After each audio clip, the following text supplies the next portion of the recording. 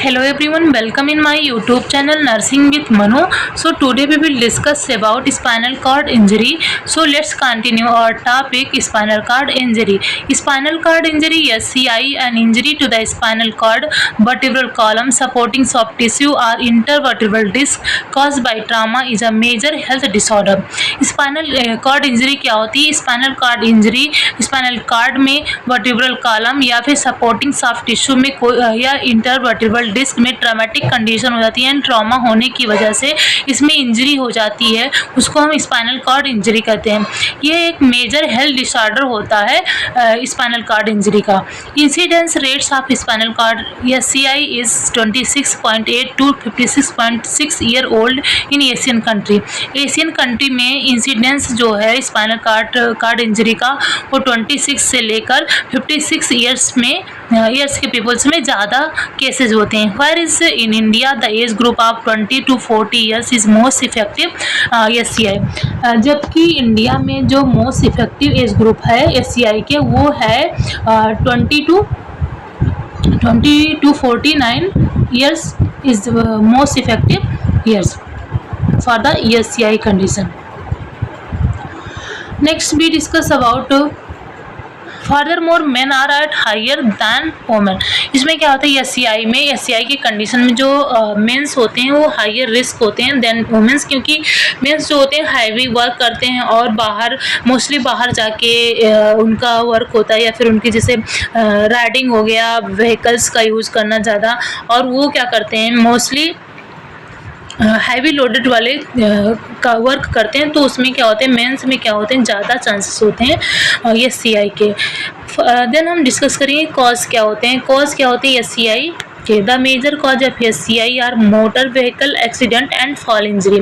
Major cause क्या होते हैं SCI के? वो हैं व्हीकल एक्सीडेंट या फिर जैसे कि गाड़ी से एक्सीडेंट होना, बाइक 4 व्हीलर से एक्सीडेंट हो जाना, और फॉल इंजरी कोई व्यक्ति कहीं गिर जाता है या फिर स्पोर्ट्स के दौरान चोट लगना, उसकी वजह से स्पाइनल इंजरी होते हैं। The phenomena risk factor for SCI include younger age, male gender and alcohol and drug use. सबसे ज़्यादा रिस्क फैक्टर होता है SCI का वो है यंगर एज के peoples, males gender and alcohol and drug use. जो पर्सन एल्कोहलिक होते हैं और ड्रग का यूज़ करते हैं उसमें ज़्यादा रिस्क होते हैं SCI के, स्पाइनल कॉर्ड इंजरी के। The frequency with these risk factors associated with serves to emphasize the importance of primary prevention। जिसका फ्रीक्वेंसी है मतलब हाई रिस्क फ्रीक्वेंसी होती है, उसको मेनली हम एम्फेसाइज करेंगे कि जो प्राइमरी प्रिवेंशन हो, यदि हम प्राइमरी प्रिवेंशन को मानेंगे या फिर प्राइमरी प्रिवेंशन करेंगे तो इसके जो रिस्क फैक्टर हैं वो रिड्यूस हो सकते हैं SCI के। Now we discuss pathophysiology. Damage in SCI ranges from transient contusion, which the patient fully recovers। इसमें क्या होता है SCI की कंडीशन में जो ट्रांसिएंट कंफ्यूजन होता है इसमें पेशेंट को हम फुली रिकवर्स कर सकते हैं टू कंफ्यूजन, मतलब कंफ्यूजन से लेकर कंफ्यूजन तक पेशेंट को क्या करते हैं हम फुली रिकवर्स कर सकते हैं। Laceration compression of the spinal cord tissue either alone or in combination. इसमें जो स्पाइनल कॉर्ड के सॉफ्ट टिश्यू होते हैं वो बहुत ही ज़्यादा लैसरेटेड हो जाते हैं या फिर कंप्रेस हो जाते हैं, तो उस कंडीशन में complete transection of the spinal cord यानी पूरी तरह से स्पाइनल कॉर्ड क्या हो जाते हैं इंजर्ड हो जाते हैं। इस कंडीशन में पेशेंट पैरालाइज की कंडीशन में भी जा सकते हैं। इस कंडीशन में यानी कि कंप्रेशन की कंडीशन होगी, लैसरेशन में यानी कंप्लीट ट्रांसैक्शन की कंडीशन में पेशेंट को हम फुली रिकवर्स नहीं कर पाते और इसमें ज़्यादा चांसेस होते हैं कि उनको इंजरी जो होती है बहुत ही ज़्यादा हो सकती है, और ये पेशेंट क्या होते हैं पैरालाइज होने के भी चांसेस होते हैं उसमें। तब vertebra C5 C7, cervical vertebra C5 से लेकर C7, द 12th थोरैकिक वर्टिब्रा और जो 12th थोरैकिक वर्टिब्रा होती है फर्स्ट लंबर वर्टिब्रा, इसमें ज़्यादा चांसेस होते हैं इंजरी के। These vertebrae most susceptible because there is greater range of mobility in these areas। इस वर्टिब्रा में ज़्यादा चांसेस होते हैं कि इसमें इंजरी हो जाए क्योंकि ये जो वर्टिब्रा होती हैं इसमें ज़्यादा मोबिलिटी होती है। SCI can be separated into two categories. Spinal cord injury को हम दो कैटेगरीज में सेपरेट किए हैं, primary injury and secondary injury. Primary injury are the result of the initial insult और trauma and are usually permanent. Primary injury या फिर किसी इनिशियल इंसल्ट ट्रामा की वजह से परमानेंट के लिए भी हो सकते हैं। Secondary injury resulting from SCI include oedema and haemorrhage. Secondary injury जो होती हैं वो जैसे एडिमा की कंडीशन हो गई या हेमरेज की कंडीशन हो गई। सेकेंडरी इंजरी मतलब जो प्राइमरी इंजरी की वजह से जो कंडीशन हो जा रही है और उस कंडीशन की वजह से इंजरी हो रही है हमारी स्पाइनल कॉर्ड में, तो उसको हम क्या कहेंगे, सेकेंडरी इंजरी। जैसे कि प्राइमरी इंजरी हुई है, पेशेंट को ट्रामेटिक कंडीशन हुआ है, ट्रामा हुआ है, चोट लग गई उसके स्पाइनल कॉर्ड में, तो उसकी वजह से एडिमा की कंडीशन हो जाते हैं, हेमरेज हो जाता है स्पाइनल कॉर्ड में, तो वो हमारी सेकेंडरी कंडीशन होती है। The secondary injury is a major concern of critical care nurses। जो सेकेंडरी इंजरी होती है ये नर्स के लिए मेजर क्रिटिकल कंसर्न होता है, क्योंकि हमें सेकेंडरी इंजरी को प्रिवेंट करना बहुत ही ज़्यादा ज़रूरत होती है। Early treatment is essential to prevent partial damage from becoming total and permanent.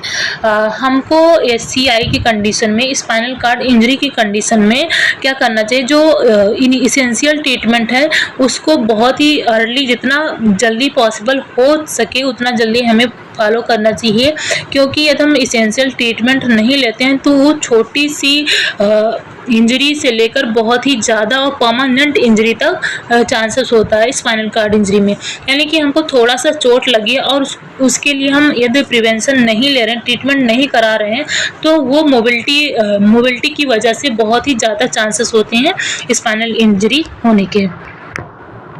Next we discuss about clinical manifestation. Clinical manifestation में क्या होता है, साइन एंड सिम्टम्स क्या होते हैं SCI के। Manifestation of SCI is depend on the type and level of injury. यानी कि इसमें जो मैनिफेस्टेशन होता है, क्लिनिकल साइन एंड सिम्टम्स होते हैं, वो डिपेंड करते हैं कि पेशेंट को कितना इंजरी हुआ है और उनका लेवल ऑफ इंजरी क्या है। यदि पेशेंट को ज़्यादा इंजरी हुआ है तो चांसेस होते हैं बहुत ही जो उनका साइन एंड सिम्टम्स होता है वो डिफरेंट होगा, और यदि कम हुआ है तो साइन एंड सिम्टम्स थोड़ा चेंज होंगे। जैसे कि नॉर्मल साइन एंड सिम्टम्स क्या होते हैं, पेन इन द नेक और हेड। पेन होना नेक और हेड, यदि इंजरी हुई है तो उस कंडीशन में नेक और हेड में पेन होना। पेन इन मसल्स और जॉइंट, मसल्स और जॉइंट में पेन होना। सीवियर बैक पेन, हमको SCI की कंडीशन में सीवियर बैक पेन भी हो सकते हैं। A complete spinal cord lesion signifies loss of both sensory and voluntary motor communication from brain to periphery, resulting in paraplegia or tetraplegia। जो complete spinal cord injury में क्या होता है, जो sensory and voluntary motor communication होता है brain तक, वो पूरी तरह से क्या होते हैं नहीं हो पाते हैं, जिसकी वजह से जो पेरीफेरल एरिया होती है, जैसे पैराप्लेजिया हो गया और टेट्राप्लेजिया होने के चांसेस होते हैं। पैराप्लेजिया मीन्स क्या होता है, जो हमारा अपर एक्सट्रीमिटीज़ की कंडीशन होती है उसमें क्या हो जाना, पैरालिसिस की कंडीशन हो जाना। एंड टेट्राप्लेजिया मीन्स क्या होता है, जो हमारा अपर एंड लोअर एक्सट्रीमिटीज़ होता है, both are paralysed. Incomplete spinal cord injury, incomplete spinal cord injury में क्या होता है, इनकम्प्लीट स्पाइनल कॉर्ड इंजरी में होता है कि जो रिले मैसेज में ट्रांसफ़र होते हैं कम्प्लीटली एब्सेंट नहीं होते हैं।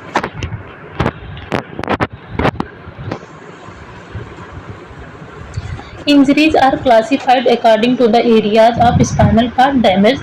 इंजरी को हम क्लासीफाइड किए हैं कि जो हमारे स्पाइनल कॉर्ड कितना डैमेज हुआ उसके बेस पे। सो सेंट्रल कौन सा पार्ट हमारा स्पाइनल कॉर्ड का इंजर्ड हुआ उसके बेस पे हमने क्लासीफाइड किया है साइन एंड सिम्टम्स को। यदि सेंट्रल कॉर्ड सिंड्रोम में क्या होता है यदि जो सेंट्रल एरिया है मीन्स स्पाइनल कार्ड का सेंट्रल कॉर्ड में इंजरी हुआ है तो कौन कौन से साइन एंड सिम्टम्स दिखने को मिलेंगे। Motor deficit in the upper extremities compare to the lower extremities. इसमें जो मोटर डेफिसिट होता है यानी हमारा जो मूवमेंट होता है हम बॉडी का हमारा अपर एक्सट्रीमिटीज ज़्यादा ही अफेक्टेड हो जाता है इस कंडीशन में जो सेंट्रल कॉर्ड सिंड्रोम इंजर्ड होता है। तो इस कंडीशन में जो हमारा मोटर फंक्शन होता है अपर एक्सट्रीमिटीज़ में वो ज़्यादा अफेक्टेड होता है than the lower extremities. Sensory loss varies but is more pronounced in the upper extremities. जो सेंसरी लॉस होते हैं वो भी वेरीज करते हैं लेकिन इसमें अपर एक्सट्रीमिटीज़ में क्या होते हैं बहुत ही ज़्यादा डिफेक्ट होते हैं। Bowel bladder dysfunction is variable. Bowel और ब्लैडर डिसफंक्शन भी हो जाता है और फंक्शन में भी कम्प्लीटली प्रिजर्व या फिर फंक्शन कम्प्लीटली प्रिजर्व होते हैं।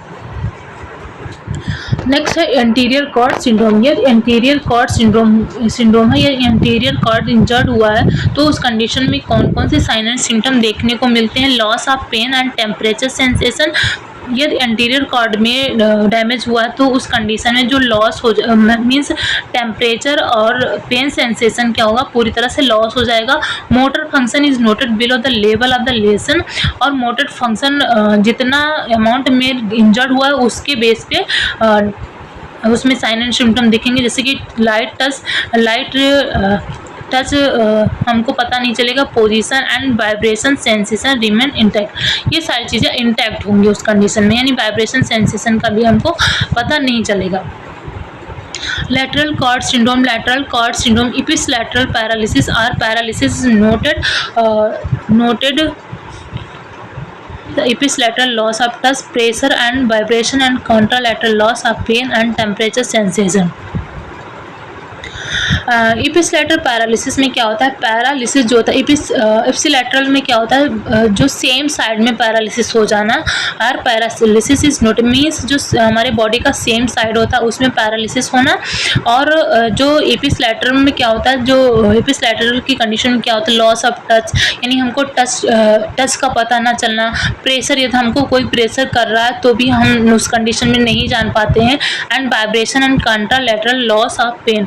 और वाइब्रेशन की कंडीशन भी हमको पता नहीं चलती है। And contralateral loss of pen.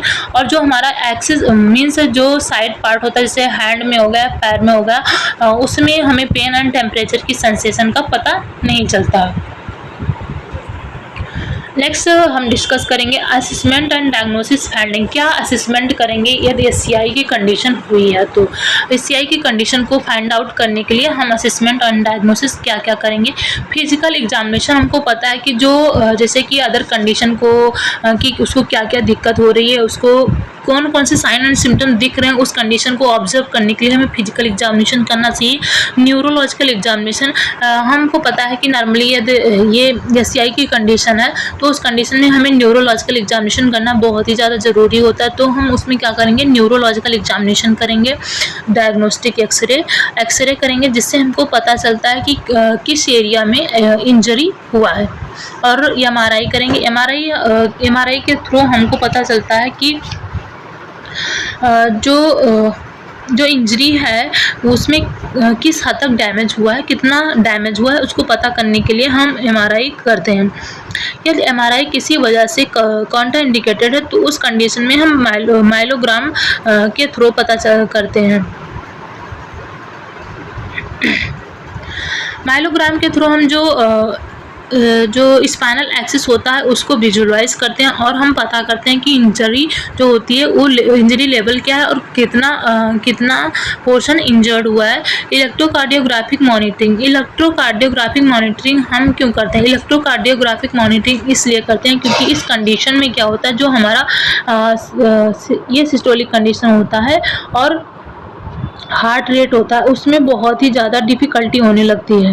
तो ब्रेडिकार्डिया की कंडीशन में हमारा जो हार्ट रेट होता है वो स्लो हो जाता है और कार्डियो जो हमारा ये सिस्टोल होता है हमको ये सिस्टोलिक कंडीशन होने लगती है जिसको हमें पता करने के लिए इलेक्ट्रोकार्डियोग्राफिक मॉनिटरिंग करना चाहिए। इलेक्ट्रोकार्डियोग्राफिक मॉनिटरिंग के थ्रू हम असेस करेंगे कि पेशेंट की कंडीशन क्या है।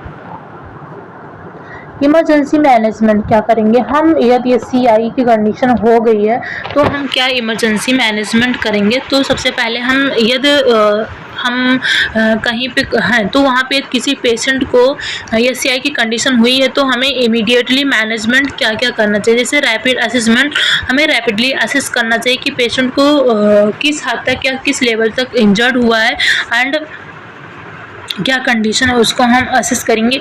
इमोबिलाइजेशन एससीआई की कंडीशन में बहुत ही ज़्यादा इम्पॉर्टेंट होता है कि जो स्पाइनल कॉर्ड है उसको हम कम्प्लीटली इमोबिलाइज करेंगे। इमोबिलाइज इसलिए करेंगे यदि हम एससीआई मतलब स्पाइनल कॉर्ड यदि मूवमेंट करता रहेगा, मोबिलिटी करता रहेगा तो उस कंडीशन में जो नर्व डैमेज होने के ज़्यादा चांसेस होते हैं। इसलिए हमें सबसे पहले स्पाइनल कॉर्ड को और हेड नेक को क्या करना है, एक अलाइन पोजीशन में इमोबिलाइज करना है कि जो हमारा एससीआई मतलब स्पाइनल कॉर्ड है वो मूवमेंट ना कर सके। Extrication and stabilisation or control of life threatening injuries and transportation to the most appropriate medical facility. हमें एससीआई की कंडीशन में स्टेबलाइजेशन करना चाहिए। जो स्टेबलाइजेशन एंड एक्सट्रिकेशन होता है वो जो थ्रेटनिंग इंजरीज होती हैं, यानी कि हमारे जो इंजरी स्पाइनल कॉर्ड में जो इंजरी हुआ है उसकी थ्रेटनिंग कंडीशन को भी रिड्यूस करते हैं। और यदि हम अप्रोप्रिएट मेडिकल फैसिलिटी प्रोवाइड कर रहे हैं पेशेंट को तो हम ये चांसेस होते हैं कि जो इंजरी होती है वो बहुत ज़्यादा बढ़ती नहीं और इंजरी को हम ट्रीट कर सकते हैं। मेंटेन अ न्यूट्रल पोजीशन, और पेशेंट की जो बॉडी है उसको एक न्यूट्रल पोजीशन में मेंटेन करना चाहिए, यानी कि मूवमेंट हमारे पूरे बॉडी में मूवमेंट कहीं नहीं होना चाहिए। यदि मूवमेंट हो रहा है head neck and spinal area में तो ज़्यादा चांसेस होते हैं कि इंजरी बढ़ सकती है, यानी कंप्लीट इंजरी भी हो सकती है। One member of the team must assume control of the patient's head to prevent flexion, rotation or extension. जब हम ट्रीटमेंट के लिए पेशेंट को रिफ़र कर रहे हैं, ट्रांसपोर्ट कर रहे हैं तो उस कंडीशन में पेशेंट को एक मेंबर जो स्टाफ मेंबर्स हैं उनको हेड को प्रिवेंट करना चाहिए, हेड को पकड़ के रखना चाहिए कि जो हेड है वो फ्लैक्शन, रोटेशन और एक्सटेंशन की कंडीशन ना हो। उसमें मीन्स हमारा जो हेड हो मुड़े ना या फिर रोटेट ना हो। यदि फ्लैक्शन या रोटेशन एक्सटेंशन हो रहा है तो पर्सन्स को चांसेस होते हैं कि ज़्यादा इंजरी हो सकती है उसके स्पाइनल कॉर्ड में। This is done by the placing the hand on both side of the patients head. हम पेशेंट के हेड को कैसे एक न्यूट्रल पोजीशन में रखेंगे, उसके लिए पेशेंट के हेड को हमें बोथ साइड से पकड़ के रखना चाहिए, जिससे और जो पेशेंट का हेड है उसको ईयर लेवल में हमें अलाइनमेंट पोजीशन में रखना चाहिए, जिससे पेशेंट का जो हेड हो पूरी तरह से सीधा हो और रोटेट ना करे। If possible, at least 4 people should slide the patient carefully onto a board for transfer to the hospital. यदि पॉसिबल हो तो 4 लोग को पेशेंट को केयरफुली पकड़ के ट्रांसफ़र करना चाहिए हॉस्पिटल में, जिससे जो उसका बॉडी पोस्चर है उसको हम न्यूट्रल पोजीशन में रख सके और ज़्यादा इंजरी होने के चांस ना हो। Head should be block, head को हमें ब्लॉक रखना, जैसे कि हमने बताया कि हेड को कम्प्लीटली ब्लॉक रखना है, मूवमेंट बिल्कुल नहीं कराना है। यदि उसमें मूवमेंट हो रहा है तो इंजरी के चांसेस और भी बढ़ सकते हैं। Now we discuss about medical management. What is a medical management? First we discuss pharmacological therapy. Pharmacological therapy में जैसे सबसे पहले हम मैनेजमेंट करेंगे, जो इमरजेंसी मैनेजमेंट करेंगे, उसके बाद में हम क्या क्या मैनेजमेंट करेंगे तो हम उसकी बात करेंगे। फर्स्ट है फार्माकोलॉजिकल मैनेजमेंट। तो administration of high dose IV corticosteroid, इसमें हम क्या करेंगे, हाई डोज में कॉर्टिकोस्टेरॉइड जैसे मेथिल प्रेडनिसोलोन सोडियम सक्सिनेट 24 से 48 आवर्स तक हम क्या करेंगे, कंट्रोवर्शियली एडमिनिस्टर करेंगे। रेस्पिरेटरी थेरेपी देंगे। रेस्पिरेटरी थेरेपी मीन्स क्या करेंगे, उसकी ऑक्सीजन लेवल को मैनेज करेंगे। यदि उसको नीड्स है ऑक्सीजन की तो हम उसको ऑक्सीजन थेरेपी भी प्रोवाइड करेंगे। और उसको गुड वेंटिलेशन भी प्रोवाइड करेंगे पेशेंट को, जिससे वो उसका जो ब्रीदिंग रेट है heart rate completely and properly चल सके उसको। नेक्स्ट है skeletal fracture reduction and traction. Skeletal fracture reduction and traction का भी यूज़ करेंगे, जिसमें जो स्केलेटल फ्रैक्चर होता है, cervical fracture can be reduced and the cervical spine alignment with some from the use of tongs. इसमें क्या होते हैं, कुछ टंग्स होते हैं या फिर हैलो डिवाइस होते हैं जिसका यूज़ करके हम सर्जिकली या फिर विदाउट सर्जिकली हम इसका यूज़ करके क्या करते हैं, पेशेंट के सर्वाइकल फ्रैक्चर को रिड्यूस करते हैं, क्योंकि इस कंडीशन में पेशेंट का जो स्पाइन एरिया उसको एक अलाइनमेंट पोजीशन में रखना बहुत ज़्यादा ज़रूरी होता है। तो उसको अलाइनमेंट कंडीशन में रखने के लिए हम ट्रैक्शन या फिर टंग्स का यूज़ करेंगे। Traction is applied to maintain the longitudinal axis of the vertebral bodies. Traction का यूज हम इसलिए करते हैं कि जो वर्टिब्रल बॉडीज का एक्सिस है उसको हम लॉन्गिट्यूडनल वे में मेंटेन कर सकें with the patient neck in neutral position, और पेशेंट का नेक भी हम न्यूट्रल पोजीशन में रख सकें। इसीलिए हम ट्रैक्शन का यूज करते हैं, जिससे जो बॉडी है पेशेंट की वो एक अलाइनमेंट पोजीशन में रहे। Traction is then gradually increase by adding more beds. Traction में हम क्या करते हैं, धीरे धीरे हम बेड को ज़्यादा करते हैं ताकि जो इंजर्ड एरिया है उसमें बहुत सडन प्रेशर ना पड़े, और हम ज़्यादा बेड इस धीरे ग्रेजुअली हम बेड को क्या करेंगे, ऐड करेंगे। नाउ नर्सिंग मैनेजमेंट, हम बात करेंगे नर्सिंग मैनेजमेंट क्या क्या होते हैं। Promoting adequate breathing and airway clearance. Patient का हमें एडिक्वेट ब्रीदिंग चेक करना चाहिए और एयरवे क्लियरेंस भी देखना चाहिए कि पेशेंट को ब्रीदिंग डिफ़िकल्टी तो नहीं हो रही है और उसका एयरवे है वो क्लियर है कि नहीं है। इम्प्रूविंग मोबिलिटी, पेशेंट में जो मोबिलिटी हो रही है उसको इम्प्रूव करेंगे और मोबिलिटी को कंट्रोल करेंगे। Preventive injury due to sensory and perceptual alteration, injury की वजह से ये पेशेंट को सेंसरी और परसेप्चुअल अल्ट्रेशन हुआ है, सेंसरी में और परसेप्शन में कोई प्रॉब्लम हुई है तो उसके वजह से कोई इंजरी ना हो पेशेंट को, उसके लिए भी हम प्रिवेंट करेंगे। मेंटेनिंग स्किन इंटीग्रिटी, पेशेंट की स्किन इंटीग्रिटी को भी मेंटेन करेंगे कि जो ये SCI की कंडीशन क्या होता है, पेशेंट बेड पे लेटे लेटे उसको बेड शोर या फिर प्रेशर शोर की कंडीशन तो नहीं हो रही है, तो हमें स्किन की इंटीग्रिटी को भी चेक करना चाहिए। मेंटेनिंग यूरिनरी एलिमिनेशन, पेशेंट की यूरिनरी एलिमिनेशन को मेंटेन करना चाहिए। Improving the bowel function, patient की बॉवल फंक्शन को भी हमें इम्प्रूव करना चाहिए और देखना चाहिए कि उसका जो बॉवल फंक्शन है वो प्रॉपरली वर्क कर रहा है कि नहीं। Providing comfort measure to the patient with the tong and traction, patient को टंग और ट्रैक्शन की वजह से कोई अनकंफर्टेबल कंडीशन यदि हो रही है तो उसको हमें कंफर्टेबल कंडीशन प्रोवाइड करना चाहिए। कंफर्टेबल मेजरमेंट का भी हमें ध्यान रखना चाहिए। रिकॉग्नाइजिंग ऑटोमेटिक डिसरेफ्लेक्सिया, और हमें डिसरेफ्लेक्सिया की कंडीशन भी चेक करनी चाहिए। डिसरेफ्लेक्सिया को हम हाइपर रेफ्लेक्सिया भी कहते हैं।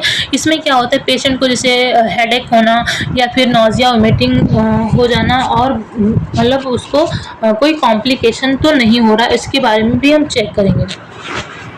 डिसरेफ्लेक्सिया की कंडीशन में नेजल कंजक्शन भी हो सकते हैं, ब्रेडीकार्डिया की कंडीशन हो सकती है, हाइपरटेंशन भी हो सकते हैं, तो हमको चेक करना है कि कोई उसको डिसरेफ्लेक्सिया की कंडीशन तो नहीं हो रही। Thank you everyone for watching my video and subscribing my channel.